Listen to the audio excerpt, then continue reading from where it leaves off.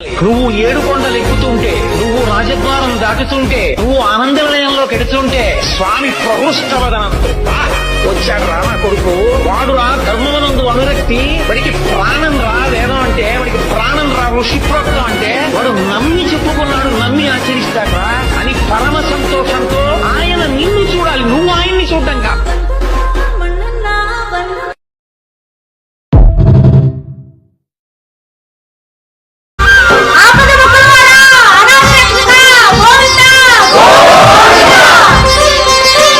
కైవల్య పరము వెంకటనగమదివో శ్రీ వెంకటపతికి సిరులైనది. భావింప సకల సంపద రూపమదివో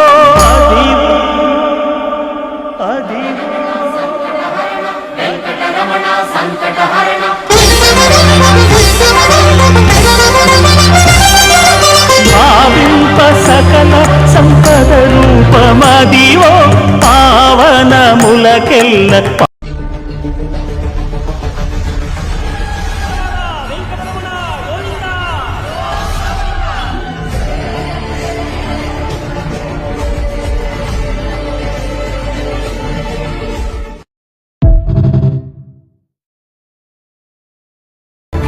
सुमुखं सुहृदं सुलभं सुखदं स्वनुजं च सुखाय ममोघशरम् अपहाय रघुद्वहमन्यमहं न कथञ्चन कञ्चन जातु भजे।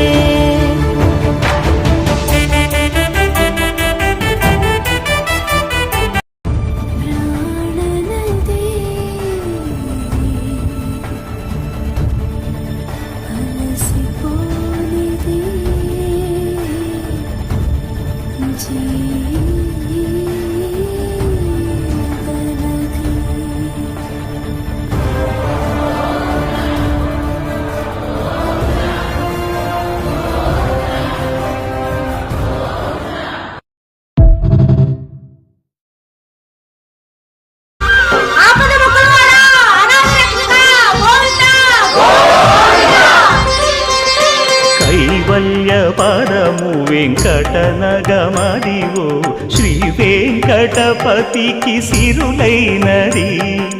భావింప సకల సంపద రూపమదివో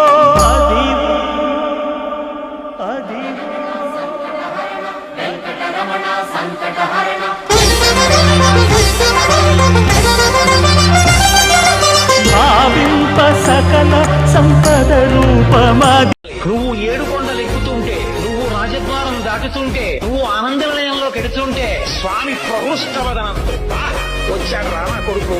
వాడు రా కర్మవనందు అనురక్తి, వాడికి ప్రాణం రా వేదం అంటే, వాడికి ప్రాణం రా ఋషిప్రోక్తం అంటే, వాడు నమ్మి చెప్పుకున్నాడు, నమ్మి ఆచరిస్తాడా అని పరమ సంతోషంతో ఆయన నిన్ను చూడాలి, నువ్వు ఆయన్ని చూడటం కాదు.